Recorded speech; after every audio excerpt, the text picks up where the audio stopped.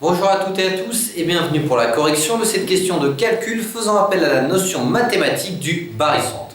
Alors on vous dit que l'équipe de France marque en moyenne 4 essais. Donc moyenne générale, vous pouvez déjà la noter, 4 essais par match. Sur un total de 30 matchs joués cette année. Les jours de pluie, 2 essais marqués en moyenne. Donc les jours de pluie, 2 essais. Si jamais il n'y a pas de pluie, dans ce cas-là, ils en marquent 5. Et la question qui vous est posée est combien de matchs ont été joués sous la pluie? Souvenez-vous, le nombre de matchs, comme indiqué, c'est 30. Alors, on va résoudre cette opération-là en faisant 3 étapes, sachant que la première est optionnelle. Toujours faire un petit schéma pour bien avoir une bonne vision de l'énoncé. Ça va de 2 à 5 concernant le nombre d'essais. La moyenne générale est de 4. Sachant que je vous le rappelle, 5 c'est lorsqu'il n'y a pas de pluie, 2 c'est lorsqu'il y a de la pluie.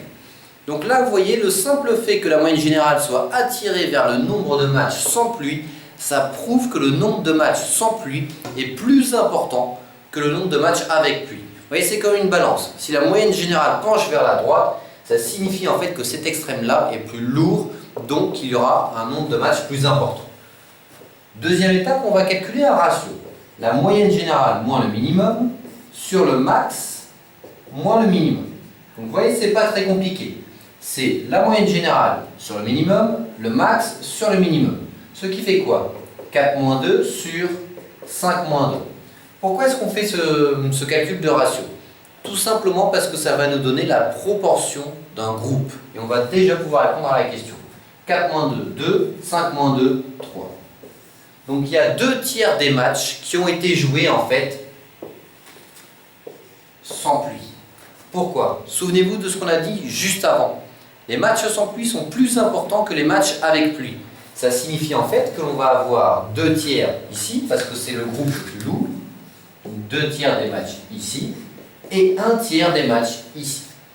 Et enfin, troisième étape, on va simplement calculer le nombre de matchs, à savoir 2 tiers fois 30, ce qui fait 20 matchs sous la pluie. Hop, sans pluie. Donc 20 matchs sans pluie, et ici 10 matchs avec pluie.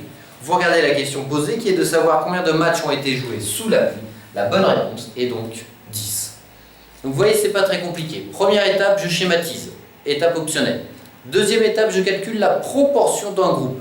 Et ensuite, une fois que vous avez trouvé cette proportion, il suffit de l'affecter à un des 2 groupes. Sachant que le groupe le plus lourd, c'est celui qui attire la moyenne générale vers lui. Donc là, 2 tiers, c'est le plus lourd. On met 2 tiers à droite, 1 tiers à gauche. Et ensuite, on multiplie par l'effectif total pour trouver la valeur numérique du nombre de matchs sans pluie et du nombre de matchs avec pluie. Donc voilà concernant la correction de cette question de barycentre.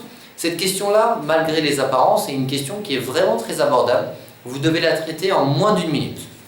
Je vous souhaite du coup bon courage pour la fin de votre préparation. À très bientôt.